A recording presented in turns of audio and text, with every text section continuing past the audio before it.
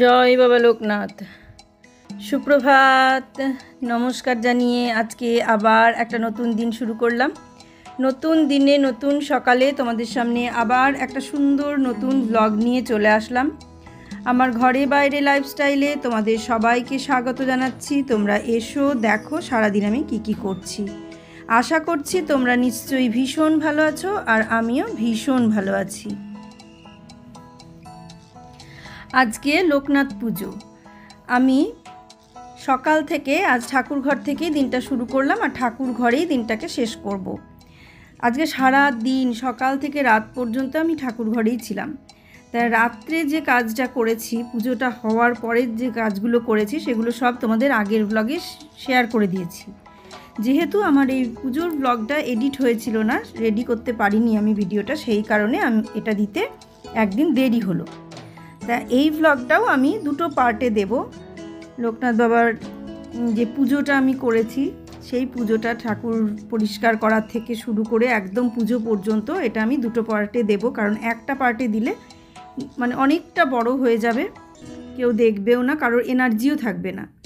সেই জন্য আমি প্রথমে এখন আজকে যে ব্লগটা দিচ্ছি সেটা হচ্ছে আমি ঠাকুরের সিংহাসনগুলো, মন্দিরগুলো যেগুলো আছে সেগুলো পরিষ্কার করা, তোষক এগুলো সমস্ত নতুন করে ঝেড়ে ঝুড়ে পাতা, নতুন নয়, কাঁচা যেগুলো ছিল সেগুলো পাতলাম, আর যেগুলো না কাঁচা সেগুলো আবার রেখে দিলাম এখানে। তা এইভাবেই আমি চেঞ্জ করে করে পাতি। কিন্তু লোকনাথ বাবার যে জায়গাটা, সেই জায়গাটা আমার দুবার করেই হয় বছরে, তার বেশি হয় না। দুবার কি তিনবার হয়। জন্মাষ্টমীতে একবার হয়, একবার পুজোর সময় হয়, আর একবার এই লোকনাথ পুজোর সময় হয়, এই তিরোধান দিবসে হয়। জন্মাষ্টমীতে তো বাবার জন্মদিন জানোই, সেই হিসেবে মানে তিনবার আমার চেঞ্জ হয় লোকনাথ বাবার সমস্ত কিছু। তো তার বেশি আমি করতে পারি না, কারণ তোলা নামানো এগুলো মুশকিল। কিন্তু মন্দিরটা আমি ওই ওপর ঝেড়ে মুছে পরিষ্কার করে দিই, আর লোকনাথ বাবাকেও আমি পরিষ্কার করে দিই। কিন্তু আজকে পুজো, আজ আমি একদম পুরো তুলে নামিয়ে চেঞ্জ করে সুন্দর করে স্নান টান করিয়ে পাতবো। এই দেখো, প্রথমে তোষকটা তুলে ঝেড়ে নিলাম, পুরো মন্দিরটা সুন্দর করে পরিষ্কার করে নিলাম, টিস্যু দিয়ে শ্যাম্পু দিয়ে ভালো করে মুছে নিলাম বারবার করে। তোমাদের সঙ্গে তো অতবার শেয়ার করিনি, আমি একবারই তোমাদের সঙ্গে শেয়ার করেছি, একবার দুবার। তা অনেকবার করে জল দিয়ে আর শ্যাম্পু দিয়ে আর টিস্যু দিয়ে ভালো করে সিংহাসনটাকে মুছে নিলাম। তারপরে ভেতর মুছে টুছে নিয়ে তারপরে তোষকটা ঝেড়ে দিয়ে আবার ওয়ারটাকে খুলে ঠিক করে আবার সেই তোষকটা পেতে দিলাম। আমি তোষকের ওপরেই রাখি, মন্দিরের ওপরে তোষক রাখি, তার উপরে রাখি। তারপরে দুপাশে যে দুটো বালিশ ছিল, সেই বালিশের যা তোয়ালেগুলো চেঞ্জ করে কাঁচা তোয়ালে পেতে দিলাম, আর দিয়ে তারপরে আর একটা চাদর পেতে দিলাম। চাদর বলতে একটা নেটের রিল, চারিদিকে লেস লাগানো, সেই রকম একটা নেট, ওগুলো কিনতে পাওয়া যায় ছোটো ছোটো। আর ওটা আমি কিনে নিয়ে এসেছিলাম দেওঘর থেকে। যখন আমি দেওঘরে গিয়েছিলাম এর আগের বার, তখনই আমি ওটা কিনে নিয়ে এসেছিলাম। আমি আবার দেওঘরে যাব, তবে খুব শীতেও যাব না, খুব গরমেও যাব না, মাঝামাঝি সময়টাতে যাব। পুজোর পরে যাওয়ার ইচ্ছে আছে, এখন দেখা যাক কতদূর কী হচ্ছে। তা দেখা যাক, যদি সব কিছু ঠিকঠাক থাকে তাহলে আমি পুজোর পরে সত্যিই যাব, কারণ আমার যাওয়ার ভীষণ ইচ্ছে। তাই এইটা পরিষ্কার, আগে লোকনাথ বাবার মন্দিরটা পরিষ্কার করে নিলাম, নিয়ে ওই দেওঘর থেকে যেগুলো নিয়ে এসেছিলাম চাদর মতো, সেইগুলো সব পেতে দিলাম। এরপর চলে আসলাম দেখো মহাদেবের সিংহাসনে। মহাদেবের সিংহাসনটা আমি সুন্দর করে মুছে নিলাম, আবার নতুনই মোছাই পরিষ্কারই, তবু আর একবার মুছে পরিষ্কার করে নিলাম। কিন্তু হ্যাঁ, আজকে যেহেতু লোকনাথ বাবারই পুজো, সেই জন্য আমি শুধু মহাদেব আর লোকনাথ বাবাকেই মানে পরিষ্কার করছি মন্দির সিংহাসন। একসঙ্গে 4টে সিংহাসন পরিষ্কার করা আমার পক্ষে সম্ভব নয়। আর আমি জন্মাষ্টমীর যে দিন যখন করব, তখন আমি গোপাল বাবাজি সবাইকেই পরিষ্কার করে দেবো ঠিকঠাক করে। তা আজকে চলে এসেছি এখানে, এইভাবে মন্দিরটা পরিষ্কার, মহাদেবের মন্দির পরিষ্কার করে নিলাম। এবার একটা নতুন পাতার, এই জিনিসটা ছোট্ট ছিল, এটা আমি ভেবেছিলাম অন্যরকম কিছু, মানে লোকনাথ বাবার গলাতেই আমি এটা দেব, কিন্তু এটা এতটাই চওড়া, গলাতে দিতে গেলে ঠিক ভালো লাগছে না দেখতে, সেই জন্য ওটাতে আর দিলাম না।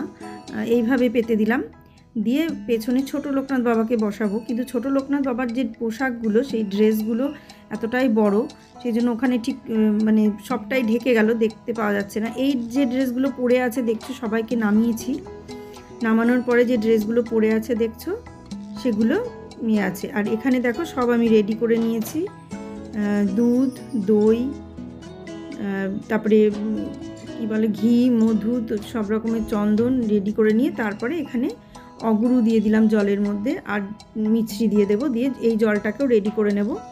নিয়ে এই জলটা দিয়ে সব শেষে পরিষ্কার শুদ্ধ জলে সব শেষে বাবাকে স্নান করাবো। এই দেখো, আজকে লোকনাথ পুজো সবাই জানো, সবার ঘরে ঘরেই হয়তো হচ্ছে পুজো। তা আমি পুজোর জন্য কিছু জোগাড় করে নিয়েছি। তা ফল আর ফুলটা এখন এখানে আনিনি, আগে ঠাকুর স্নান করিয়ে নেব। তারপরে এই দেখো ঠাকুর সিংহাসন থেকে নামানো হয়ে গেছে, এই যে নামিয়ে নিয়েছি। আর এখানে সব মহাদেবকে নামিয়ে নিয়েছি, ছোট লোকনাথ বাবাকেও নামিয়ে নিয়েছি। সবাইকে নামিয়ে নিয়ে এখন আস্তে আস্তে পুজো শুরু করব।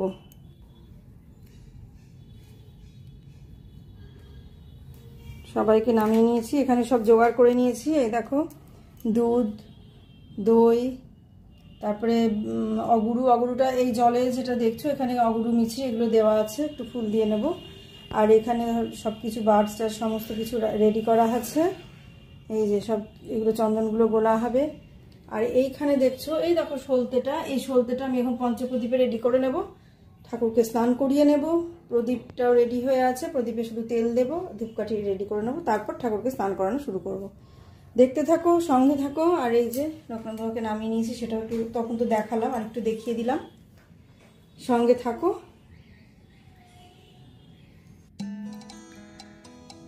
আস্তে আস্তে সব কিছু রেডি করে নিচ্ছি।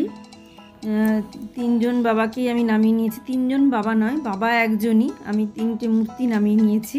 ছোট যে মূর্তি দুটো, এর আগে তোমাদের অনেকবার বলেছি ছোট মূর্তিগুলোর কাহিনী। কারণ একটা মূর্তি ইয়েতে ছিল,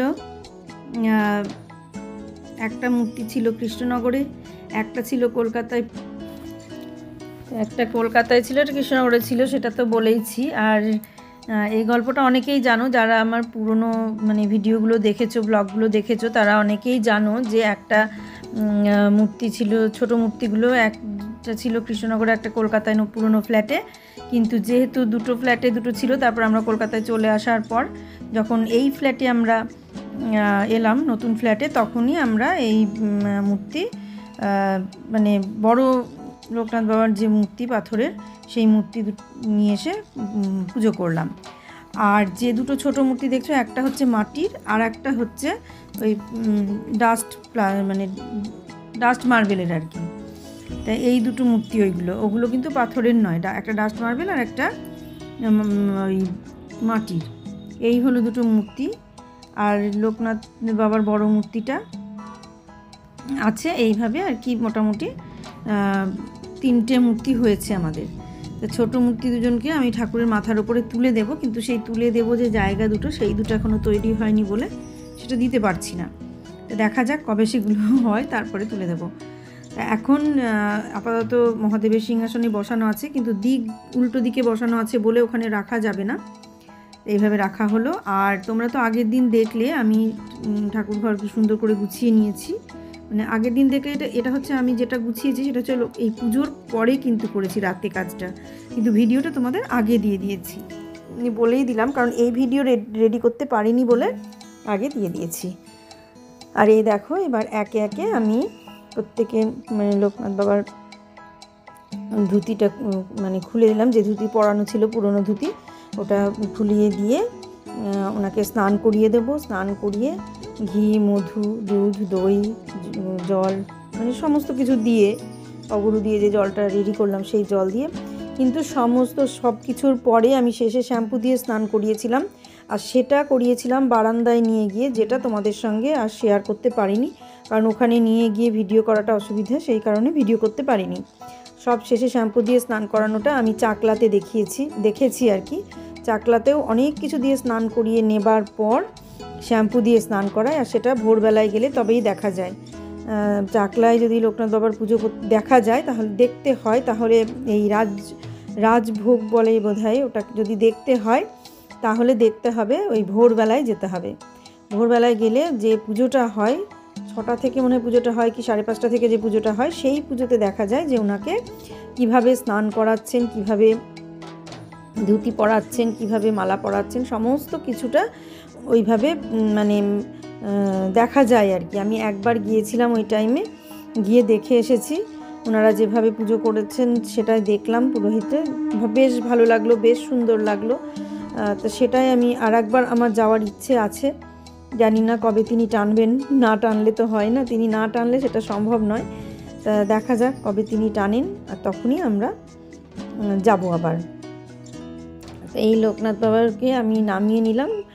সবই এক, কিন্তু মন্দিরের একটা শুদ্ধতা আলাদা থাকে, মন্দিরের পবিত্রতা একটা আলাদা। এখানে আমি যতই পবিত্র, যতই শুদ্ধ, যতই শুচি হয়ে আমি করি না কেন, তবুও মন্দিরের একটা আলাদা মাধুর্য, সেটা আলাদাই জিনিস। সেখানে গিয়ে যখন একটা মন্দিরে মূর্তি প্রতিষ্ঠা হয়ে থাকে, এটাও যদিও আমি মন্দিরের মতো করেই করছি, কিন্তু এখানে কি হচ্ছে, আমি এই ঘরে হয়তো তাকে প্রতিষ্ঠা করিয়েছি, কিন্তু পাশের ঘরেই আমার মাছ মাংস সমস্ত কিছু হচ্ছে।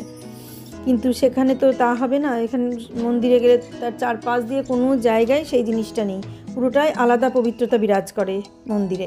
সেই কারণে তার পবিত্রতা, তার শুদ্ধতা, তার শুচিতা, তার সৌন্দর্যটা মানে পুরোটাই অন্যরকম। মানে সেখানে আলাদা একটা প্রাণ পাওয়া যায়। এখানেও যদি যতই আমি চেষ্টা করছি আলাদা প্রাণ দেওয়ার, কিন্তু তবুও সেখানকার প্রাণ আর এখানকার প্রত্যেকটা মানুষ শুচি হয়ে সেখানে যাচ্ছে। আর এখানে আমরা ঘরের বাইরেটাই হয়তো শুচি হয়ে থাকছি, এই ভেতরে শুচি হয়ে থাকছি, বাইরে এসে কি সেইভাবে থাকতে পারছি? রান্নার দিকে যাচ্ছি, সেগুলো নাড়াচাড়া করছি, আবার ঘরে ঢুকছি, এরকম হয়, অতটা পবিত্র থাকে না। তবে তবুও আমার ঘরে আমি চেষ্টা করি যখন ঠাকুর ঘরে ঢুকি সেখানে পবিত্র হয়েই ঢুকতে, মানে জামাকাপড় ছেড়েই ঢুকতে, জামাকাপড় না ছেড়ে ঢুকি না, এটা হলো ব্যাপার। সেই কারণেই মন্দির একটা আলাদা জিনিস, বাড়িও আলাদা। তবুও মানে মনটা হচ্ছে ব্যাপার, মনে যদি ঠিক থাকে তাহলে সেই মন্দিরও যা, আমার ঘরেও তাই, রাস্তায় যেখানে বসে ধ্যান করব ফাঁকা জায়গাতে সেটাও তাই, মানে সবই মোটামুটি একই। তা দেখো আমি ওই বড় লোকনাথ বাবার যে মূর্তি, সেই মূর্তি স্নান করিয়ে নিলাম। তারপর ছোট লোকনাথ বাবা মূর্তিগুলোকে স্নান করিয়ে নেব, মহাদেবকে স্নান করিয়ে নেব। সব একে একে স্নান করিয়ে নিয়ে তারপরে আমি পুজোর জোগাড় করব। আর পুজোর জোগাড়ের মধ্যে আজকে যেটা দেব আমি ব্লগে, সেটা হচ্ছে আজকে সমস্তটা রেডি করিয়ে, সমস্ত নতুন পোশাক সব পরিয়ে সিংহাসনে তুলে দিয়ে তারপরে ফলটা বানিয়ে নেব। ফল প্রসাদ দিয়ে যে পুজোটা দেব, ফল প্রসাদ বানিয়ে নিয়ে রেডি করে নিয়ে আমি আজকের ব্লগটা শেষ করে দেব। পরের দিন আমি মানে ভোগটা সাজিয়ে নিয়ে, ফুল সাজিয়ে নিয়ে তারপর পুজো দেব। তা এই হচ্ছে আমার দুটো পার্টের লোকনাথ বাবার পুজো। তোমাদের হয়তো দেখতে আশা করি ভালো লাগবে, আর ভালো লাগলে তোমরা অবশ্যই লাইক, কমেন্ট, শেয়ার করো, সাবস্ক্রাইব করো। যারা নতুন আমার ব্লগ দেখো তারা অবশ্যই আমার চ্যানেলটাকে সাবস্ক্রাইব করে দিও, আর ব্লগগুলো নিয়মিত একটু দেখো। দেখার সময় স্কিপ করো না, যদি দেখতে ইচ্ছে না করে চালিয়ে রেখে দিও। প্রত্যেকের কাছে আমার একটাই অনুরোধ, তোমাদের যদি দেখতে ইচ্ছে না করে তোমরা একটু চালিয়ে রেখে দিও, তাতেও আমি খুশি। কিন্তু প্লিজ স্কিপ করো না, তোমরা স্কিপ করে দেখো না, এটা একটা চরম মানে খুব বড় করে অনুরোধ করছি তোমাদের কাছে যে তোমরা স্কিপ করে দেখো না। তো দেখো দুধ গঙ্গা জল দিয়ে, এখানে গঙ্গা জল নেই, এখানে শুধু দুধ আছে আর দই আছে, এইসব দিয়েই আমি স্নান করালাম। দই, দুধ, ঘি, মধু, চন্দন এগুলো আছে, আর জলের মধ্যে চন্দন, অগরু এগুলো সমস্ত দিয়ে নিয়েছি। এরপর মহাদেবকে তুলে নিয়ে সবাইকে চন্দনের ফোঁটা দিয়ে দেব। তারপর যার যেরকম পোশাক আছে তাকে সেরকম পোশাক পরিয়ে আমি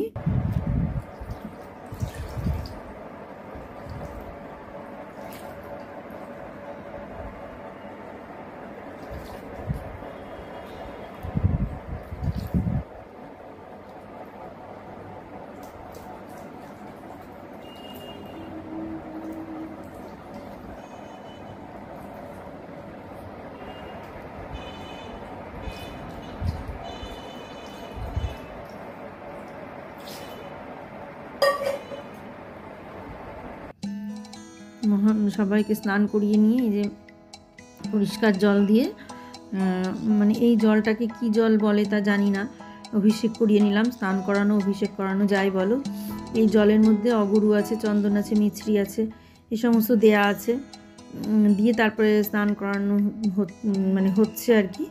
তা এই জলটাকে কি জল বলে জানি না, শুদ্ধ জল, সবই শুদ্ধ জল, এই গঙ্গা জলের মধ্যে এগুলো দিয়ে যাই হোক পরিষ্কার জলে স্নান করিয়ে নিলাম।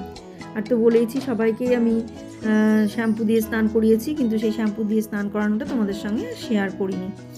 তো চলো এইভাবে আমি করে নিলাম। আর যেটা হয়েছে আমার লোকনাথ বাবার ওই যে দেখছো যে মাটির যে মূর্তিটা, এই দেখো এইটা কি হয়েছে, এইটা টুক করে পড়লো, আর গাছের যে ডালটা আর কি, গাছের ডালটা টুক করে যেই পড়লো গাছের ডালটা ভেঙে গেল। সেটা আবার আমি আঠা দিয়ে লাগিয়ে দিলাম। ওটা নিয়ে একটুখানি মনের মধ্যে ফুটফুট করছিল, কিন্তু বুয়ার বাবা বললো ওটা কিছু ব্যাপার না, ওটা তো তুমি গাছটা, যে গাছে হেলান দিয়ে আছে সেই গাছটা, তুমি ওটা নিয়ে অত ভাবছো কেন, ওটা তো মানে মূর্তির কোনো হাত পা, বাবার কোনো হাত পা বা কিছু হয়নি, ওটা গাছের ডালটা ভেঙে গেছে, তাতে তো কোনো অসুবিধা নেই। আর এই দেখো নতুন ধুতি, এটা বুয়ের বাবাই কিনে নিয়ে আসলো, তো সেই ধুতিটাই আমি পরিয়ে দিলাম। আর বাবাকে পইতে দিতে হতো, যেটা আমার দেয়া হয়নি, আমি ভেবেছিলাম যে একটা পইতে নিয়ে এসে পরিয়ে দেবো। ঠিক আছে, এই দিন হলো না, সামনে সোমবার নাগাদ আমি একটা পইতে কিনে নিয়ে আসবো, নিয়ে এসে পইতেটা দিয়ে দেবো, এটা দেয়া দরকার, আমার সেটা দেওয়া হয়নি। তাই দেখো ড্রেসটা খুব সুন্দর লাগছে। আমি ধুতি ঠিক পরাই না, এখানে ঘাগরাই পরাই, ঘাগরা পরালে আমার মনে হয় যেন বেশি ভালো লাগে দেখতে। জানি না, ধুতি কখনো পরিয়ে দেখিনি, একটা ধুতি কিনে নিয়ে এসে পরিয়ে দেখতে হবে কেমন লাগছে। কারণ চাকলাতে আমি দেখেছিলাম ধুতি পরায় অন্যরকমভাবে, ধুতি কিন্তু ধুতির মতো করে পরায় না, ধুতিটা পুরো কুচি করে মাথার যে জায়গাটা সেই জায়গাটা গিঁট বেঁধে সেই গিঁটটা গলার মধ্যে দিয়ে দেয়, পুরো ধুতিটা গলা থেকে ঝোলে। কিন্তু আমি সেটা করলাম না, আমি হাত থেকে দিয়ে পরিয়ে দিলাম। তো এই দেখো এইভাবে দিয়েছিলাম এটা, তো তাতে দেখছি পুরো হাতটা ঢেকে মানে কীরকম হয়ে যাচ্ছে, আর অনেকটা চওড়া হয়ে যাচ্ছে। তাই ওটা আবার বলে আবার খুলে সেটাকে দেখো সরু করে আবার পরিয়ে দিলাম, তাহলে দুদিকেই জরির পাটটা দেখা যাচ্ছে, মাঝখানটা ভাঁজ করে নিলাম, দুদিকেই জরির পাটটা সুন্দর করে দেখা যাচ্ছে। এই যে এবার বাবাকে আমি তুলে দিয়েছি, বাবার সিংহাসনে মন্দিরে বাবাকে বসিয়ে দিয়েছি। তো এটা যতটা এখানে ছোট দেখা যাচ্ছে মোবাইলে, ঠিক ততটা ছোট নয়। আর এই যে মহাদেবের সিংহাসন আমি এইভাবে সাজিয়ে নিয়েছি, এই দেখো।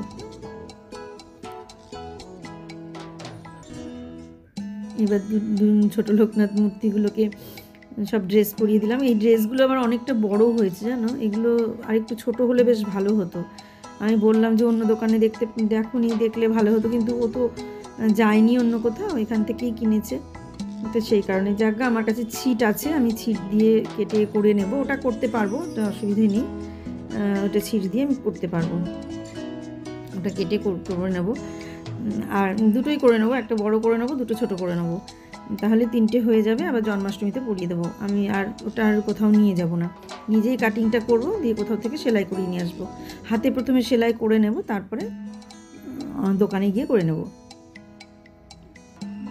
তাই এইভাবেই মানে এই দেখো সবাইকেই এরকম গায়ের যে উত্তরীয়গুলো, সেই উত্তরীয়গুলো অনেকটা চওড়া, যতটা চওড়া আমার ঠাকুর তো অতটা চওড়াও না, ঠাকুর মূর্তিগুলো খুব ছোট্ট ছোট্ট, সেজন্য ওগুলো সবগুলো ওরকম সরু করে দিয়ে একটা করে স্ট্যাপলার আটকে দিয়েছি, মানে না স্ট্যাপলার না, এখানে পিন আটকেছি। আর বড় লোকনাথ বাবা ওটা পাতলা ছিল, ওটাখানে স্ট্যাপলার দিয়েছি, এখানে স্ট্যাপলার গেল না, স্ট্যাপলারটা মানে পিনটা গেল না, পিনগুলো ছোট ছিল, একটু বড় স্ট্যাপলার হলে ভালো হতো, বড়টা আর বের করা হলো না, ছোটোটা দিয়ে করে দিলাম। দুজনকে এই দেখো সাজিয়ে দিলাম সুন্দর করে।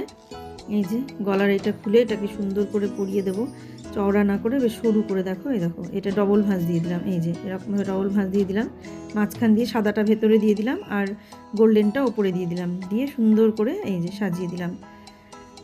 এই হলো ব্যাপার। এরপরে আবার রথ আছে, রথে ভেবেছিলাম যে আমি রাধা মাধবকে ড্রেস পরাবো, কিন্তু যাদেরকে বলেছি তারা এখন জানি না দিতে পারবে কি না, যদি দিতে পারে তাহলে তো ভীষণ ভালো, আর যদি দিতে না পারে তাহলে কি করব আমি জানি না, ওটাই থাকবে, একবারে জন্মাষ্টমীতেই ছাড়াবো। পরানোটা কোনো ইয়ে না, মানে পুরনো যে ড্রেস আছে সেই ড্রেসই হয়তো ছাড়িয়ে পরিয়ে দিতে পারতাম, কিন্তু পুরনো ড্রেসগুলোর থেকে আমার মনে হচ্ছে একটা নতুন, হালকা পাতলা হোক তবু একটা নতুন ড্রেস পরাতে ইচ্ছে করছে। এই হলো ব্যাপার। এই দেখো এখন বড়বাজার যেতে পারছি না, তাই আমি যদি বড়বাজারে যেতে পারতাম তাহলে আবার আমি তৈরি করে নিয়ে আসতে পারতাম, কারো সঙ্গ পেলে আমি চলে যেতে পারতাম, তাহলে আমি ড্রেস আবার তৈরি করে নিয়ে আসতে পারতাম, কিন্তু কার সঙ্গে যাব, সঙ্গে তো কেউ নেই, বুবাইয়ের বাবা আছে, সে তো বুবাইয়ের বাবা এখন বেরোতে পারবে না বুবাইয়ের জন্য, থাক, যখন যেভাবে হবে তখন সেভাবেই করতে হবে। আর ওই দেখো পেছনে যেটা পাতলাম সুন্দর করে, কিন্তু ওটা না ড্রেসগুলো এতটাই বড়, ওটা পুরো ঢেকে গেল। হয়ে গেল মোটামুটি সমস্ত ঠাকুর সাজিয়ে আমি ওপরে তুলে দিলাম। এবার চলে এসেছি আমি ফল বানাতে, প্রসাদ তৈরি করব, যেটা মানে ভোগ রান্না করা না, যে ভোগ আমি শুধু ফল আর মিষ্টি দিয়েই আজকের ভোগ দেব। এবছর আর ভোগ রান্না করলাম না। তোমরা কারণটা নিশ্চয়ই অবশ্যই সবাই জানো, যারা আমার ব্লগ দেখো তারা তো অবশ্যই জানো, যারা না দেখো তারা আগের ব্লগগুলো দেখলেই বুঝতে পেরে যাবে আমার। কিন্তু যেহেতু এই কাজে আমি নেমেছি, কাজটা আমাকে করতেই হবে, সেই কারণে খুব কঠিন পরিস্থিতির মধ্যেও খুব শান্ত থেকে আমি এইভাবে ব্লগ দিয়ে যাচ্ছি। লাইভটা চালানোর চেষ্টা করছি, কিন্তু লাইভ তো আজকেও চালাতে পারবো কি না বলতে পারছি না, সেই জন্য ওয়াচ টাইমটাও ভীষণভাবে কমে যাচ্ছে। লাইভ চালাতে না পারলে ওয়াচ টাইম কেটে নেবে, এটা তো স্বাভাবিক। এইভাবেই চলছি। আমি যাদের ব্লগ আমি দেখতাম তারা আমার ব্লগ দেখতো, কিন্তু এখন কি হয়েছে বলো তো, এখন আমি তাদের ব্লগ দেখলেও দেখতে পারি না, সময় পাই না, চালিয়ে রেখে দিই আমি, এটা ঠিক কথা। তাদের ব্লগগুলো যদি আমি চালিয়েও রেখে দিই, তাদের কমেন্টও করি যে আমি দেখলাম, তারা হয়তো আমাকে আর বিশ্বাস করে না বা কিছু একটা হবে, তারা কিন্তু আমার ব্লগ আর কেউ দেখে না। তা আমি দেখলাম চেষ্টা করে করে, আমি অনেক দিন ধরে তাদের প্রত্যেকের ব্লগ দেখে দেখে দেখে দেখে মানে সত্যি কথা আমি খুব চেষ্টা করলাম যে আমি যদি সবারটা দেখি তাহলে সবাই হয়তো আমারটা দেখবে। এবার যাদের যাদের ব্লগ আমি দেখতাম তারা আমার ব্লগ আর কেউ দেখে না, তারা নিজেদেরটা নিয়েই ব্যস্ত, সবাই সবারটা নিয়ে ব্যস্ত। সেই জন্য আমি এখন আর মানে সেভাবে যে সবার ব্লগ নিয়ম করে দেখা সেটা দেখি না, যখন সময় পাই বা মনে হয় তখন আমি দেখি, কিন্তু তারা সেটুকুও দেখে না, তারা আমার ব্লগটা সেটুকুও দেখে না। তা না দেখুক, তাতে আর আমার দুঃখ নেই, এইভাবেই চলবো। এইভাবে চলতে চলতেই যেদিন মানে হবে সেদিন হয়তো মানে যেদিন কেউ ভাববে যে না দেখবো বা কিছু করব, সেদিন দেখবে, যা খুশি করবে। আমি আর ভাবি না, কষ্ট পাই না সেগুলো নিয়ে। আগে সত্যি ভীষণ কষ্ট পেতাম, আমি কারোর ব্লগ দেখলাম, কেউ হয়তো আমারটা দেখলো না, তখন আমার খুব কষ্ট হতো, মনে মনে হতো, কিন্তু এখন সেটা করি না। এখন আমি আমার ইচ্ছে মতো দেখি। কারণটাই ওই একটাই, আমি খুব খুব পাশে থেকেছি, চেষ্টা করেছি, কিন্তু কেউ থাকে না। বলে সবাই থাকবো দেখবো, কেউ থাকে না। বন্ধু তৈরি করা খুব সহজ, কিন্তু সেই বন্ধুত্ব ধরে রাখা খুব কঠিন। তা সেই কারণে আমি এখন এই ঠাকুর নিয়েই পড়ে থাকছি, এই ঠাকুরকেই বন্ধু করেছি, ঠাকুরকেই আমার জীবন ধ্যান জ্ঞান সব কিছু করেছি, কারণ এরা কোনো দিন আমাকে ছেড়ে যাবে না যতক্ষণ আমি ইনাদের ছেড়ে না যাব। এই একটা মনে জায়গা নিয়েছি যে আমি যতদিন ইনাদের ছেড়ে না যাব, তাদের ছেড়ে না যাব, ততদিন তারা আমাকে ছাড়বে না। আর যাদের আমি ব্লগ দেখি আমি তাদেরকে ছেড়ে যাওয়ার আগেই তারা আমাকে ছেড়ে দিয়েছে, কিন্তু আমি তাদের ধরলেও তারা আর আমাকে ধরবে না। তো সেই কারণে আমি এইটাই মাথায় নিয়েছি যে আমি এমন কাউকে ধরি যে যারা যতক্ষণ আমি তাদের না ছাড়বো তারা ততক্ষণ আমাকে ছাড়বে না। সেই মাথায় সেই চিন্তা ভাবনা নিয়ে আমি এখন শুধু ঠাকুরকেই সার করেছি, ঠাকুর ধরেছি, ঠাকুর নিয়েই থাকছি। তার সম্বন্ধে কতটুকু জানতে পারছি সেটা সবচেয়ে বড় কথা নয়, তাদের নিয়ে থাকতে আমার ভালো লাগছে তাই থাকছি। যতদিন ভালো লাগবে, যতদিন আমি পারবো, আমার জীবনে আত্মা থাকবে, আমি ততদিন ধরে রাখবো। এটা আমার এখন থেকে আমি এটাই প্রতিজ্ঞা করে নিয়েছি যে কেউ পাশে থাকে না, সবাই ছেড়ে দিয়ে চলে যায়, কিন্তু ইনারাই একমাত্র ভরসা, যারা ছেড়ে যায় না যতক্ষণ আমি তাদেরকে না ছাড়বো। ঠাকুর এমনই একটা জিনিস, ঈশ্বর এমনই একটা ভরসা, এমনই একটা জায়গা যে আমি তাদের না ছাড়লে, আমি তাদের কাছ থেকে সরে না গেলে তারা আমাকে কখনো ছেড়ে দেবে না, বা কখনো আমাকে ছেড়ে সরে যাবে না দূরে, আমাকে ঠিক ধরে রাখবে। তো সেই কারণে আমি ঠাকুরকেই সার করেছি, ঠাকুরকেই ভরসা করেছি। আর আমি সবসময় এটাই বলি, আমাদের ঠাকুর, আমাদের শ্রী শ্রী ঠাকুর বলেছেন যে তার ইচ্ছাই আমার মঙ্গল। এই কথাটা মাথায় রাখতে, চিন্তা করতে, যেহেতু আমি এখন এগুলো পড়ছি তো, তাই এগুলো এখন সবসময় আমার মাথার মধ্যে আসছে যে তার ইচ্ছাই আমার মঙ্গল। সত্যি কথা, যে আমার মঙ্গলের জন্য তিনি যেটা ইচ্ছা করবেন, যেটা চাইবেন সেটাই করবেন। তো সেই কারণে আমি এখন সেটাই ভেবে নিয়েছি যে তোমার ইচ্ছাই আমার মঙ্গল, আমি তোমাদের আর ছাড়বো না। এরমভাবে মাঝে মাঝেই প্রয়োজনে ধরেছি, আবার ছেড়েছি, তো সেই জন্য আমাকে এগুলো শিক্ষা দিচ্ছে যে না, তুমি প্রয়োজনে ধরো, অপ্রয়োজনে ছেড়ে দাও। সেই জন্যে আমি এখন ঠাকুর সার করেছি, এখন এটাই ভেবে নিয়েছি যে না, আমি তোমাদের আর ছাড়বো না, যে তোমায় ছাড়ুক, আমি তোমায় ছাড়বো না মা। তো সেই ব্যাপার। যে তোমায় ছাড়ে ছাড়ুক আমি তোমায় ছাড়ব না মা, যে তোমায় ছাড়ে ছাড়ুক। সেই রকম রবীন্দ্রনাথের যে গানের কথাটা বলে দিলাম, যে তোমায় ছাড়ে ছাড়ুক আমি তোমায় ছাড়বো না মা, সেই আর কি গানেরই কথা এটা একটা বললাম। তো আজকের মতো ব্লগটা আমি এখানেই শেষ করে দিলাম। সবাই ভালো থেকো, সুস্থ থেকো, সাবধানে থেকো। সামনের দিনে একটা সুন্দর নতুন ব্লগ দেখার অপেক্ষায় থাকো। আজকে এই ফল বানাতে বানাতে শেষ করলাম, সামনের দিন ফল সাজিয়ে নিয়ে পুরো পুজোটা তোমাদের সঙ্গে শেয়ার করে দেবো। আর আজকের ব্লগটা তোমাদের কেমন লাগলো তোমরা সবাই জানাবে। ভালো লাগে লাইক, কমেন্ট, শেয়ার, সাবস্ক্রাইব করে আমাকে পাশে থেকো, আমার পাশে থেকো, আমাকে সাপোর্ট করো, এগিয়ে নিয়ে যেতে সাহায্য করো। আজকের মতো আসি তাহলে।